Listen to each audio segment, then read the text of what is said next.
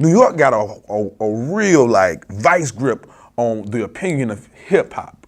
They think they know New York is the mecca and the birthplace of hip hop. True, but at the same time, the birthplace of black music is the South. So you gotta recognize your roots in the South. So, but they always wanted to put the king of the city of New York or the king of the state of New York as the GOAT all the time. So Biggie, what he did for Brooklyn was something major. We talking about a neighborhood celebrity. This dude was a neighborhood celebrity. I tell you that because of the fact, man, Biggie couldn't drive.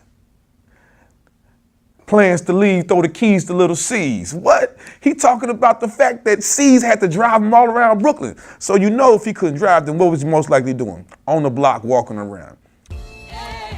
What up? It's Osyrus, been on the ride Bolly. Musical artist, activist, and hip-hop historian. Internationally known as Big Bro. Right now, y'all rocking with Bolly Speaks. The real news for the culture.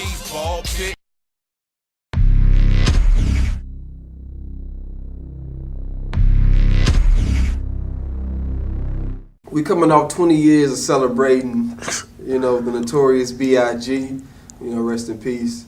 A lot of people consider him to be, you could say the best to ever do it, If not the best to ever do it, a lot of people have, Biggie in that top 5, dead or alive. Mm-hmm. If we break down the catalogs, 2 classic albums, you can say.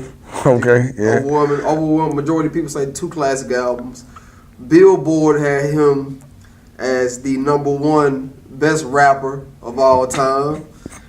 When it comes to top selling hip hop DVDs, both, not hip hop DVD, but hip hop CDs, both albums, Ready to Die comes in at 32nd, most sold hip hop albums.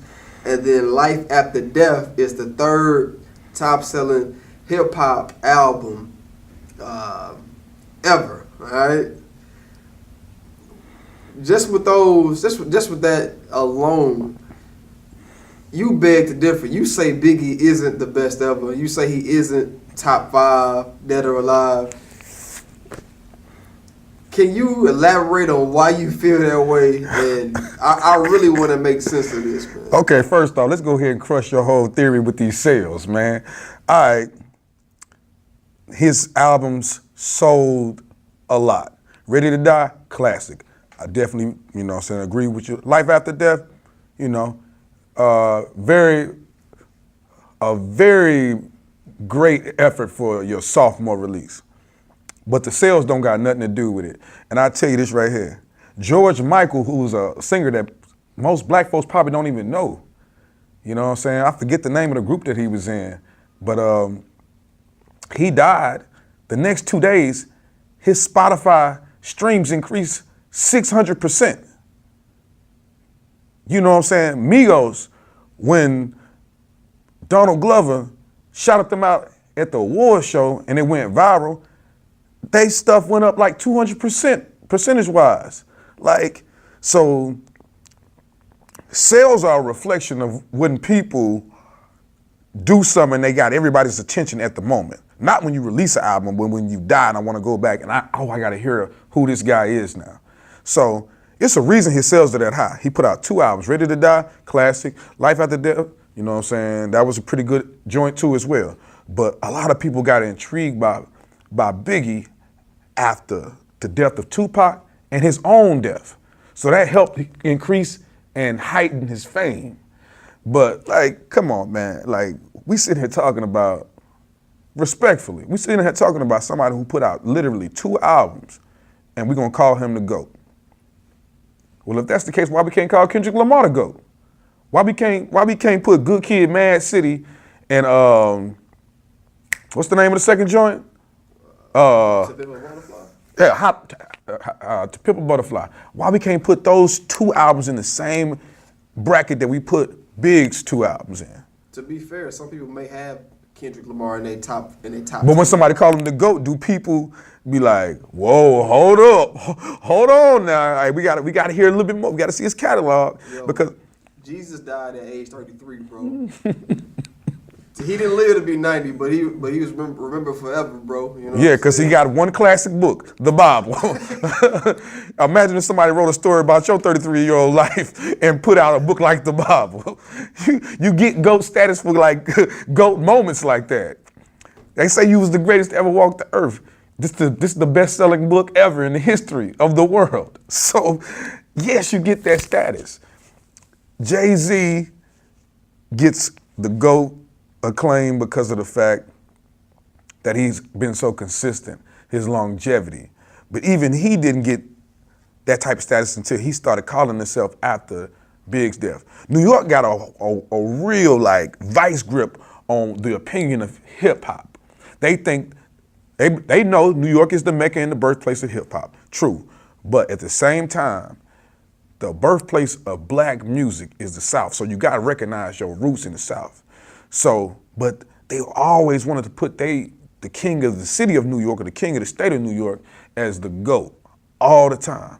So Biggie, what he did for Brooklyn was something major. We talking about a neighborhood celebrity. This dude was a neighborhood celebrity. I tell you that because of the fact, man, Biggie couldn't drive. Plans to leave, throw the keys to little C's. What? He talking about the fact that C's had to drive him all around Brooklyn. So you know if he couldn't drive, then what was he most likely doing? On the block, walking around.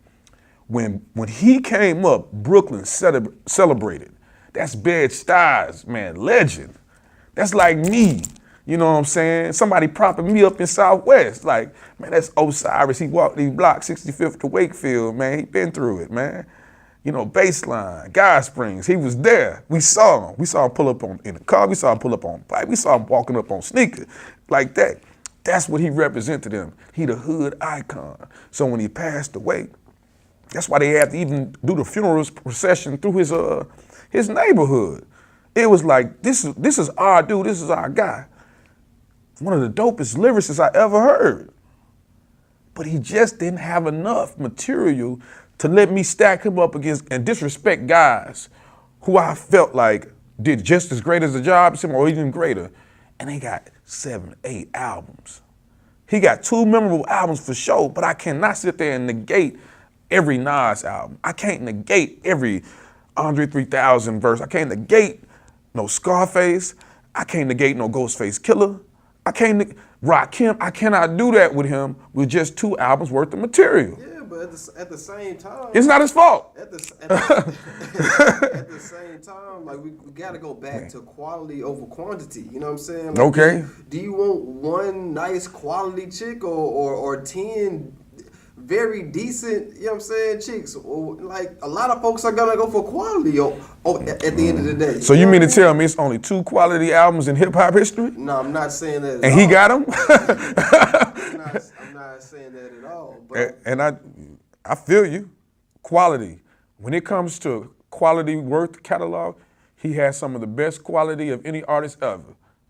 But I know artists who got multiple albums, more than 2, that are quality, that I consider classics. Well, I want to go back to a comment that you made Right. off camera. You said that if Biggie was born outside of New York, he wouldn't be celebrated and remembered the way that he was. You said if Biggie was born in like Virginia, he wouldn't be considered the GOAT. Can you elaborate on that? Because I touched on that earlier.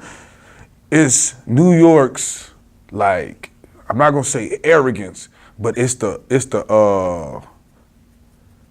their fierce sense of possession towards hip hop that makes them hype up a lot of New York artists. Biggie, well-deserved hype. But when I see artists that come out like Young M.A.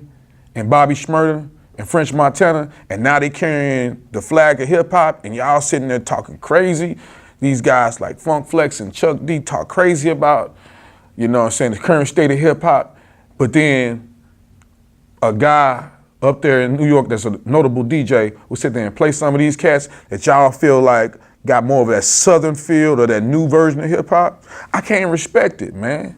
It's a lot of legends in New York that get that legend status only simply because New York has a great sense of pride of hip hop.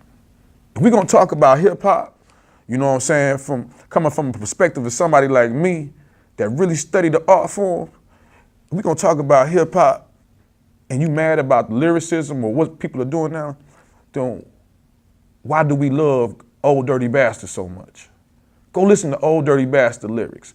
And you sitting there and telling me he's some type of like wordsmith and got bars? I love ODB, he one of my influences. But I'm just saying, you can't sit there and talk bad about somebody like, I don't know, we'll just say, for sake of argument, Black Youngster, and put their lyrics page by page together with them. You're gonna get mad at somebody like that, but you hyping up ODB. Ain't no father to his style. Well, you know it. He had a very charismatic and animated type of voice. Lyrically though, y'all love him because he one of y'all. So don't get upset when Atlanta people support I Love McConan or Migos or any of these artists that come out from Atlanta. They look at them like, oh, that's one of us. He made it. We made it in a sense. New York supported Biggie. If Biggie was from Virginia, do you think that he would be getting that same type of love off 2 albums? They did the same thing with Big L. Big L is somebody that people don't even talk about really like that. Boy, bars, punchline after punchline. He only got 1 album worth of material, and 1 album came up after he passed away. He is a legend in New York. A lot of folks know him just because New York consider him legendary. We got people that do the same thing other places. Drop 1 or 2 albums in Memphis. You don't even hear about them. The Source or Double XL got to make a whole article. 10 best rappers that you may never heard of from Memphis. You know what I'm saying? They just did the same thing last week, or no, maybe a couple weeks ago, and talked about an artist that, you know what I'm saying, talked about artists that were like, weren't as well known, but they from Texas, you know what I'm saying? And so they just giving spotlight too, but New York always been able to spotlight their artists, and that's just, New York is a media capital. It's a big market, and they can make that claim for the artists that they love. Okay. I got money on my mind, Donald Trump toupee. Warren Buffett with the muffin ass creme brulee. Everybody ballin' till they fall quick, wasting loot.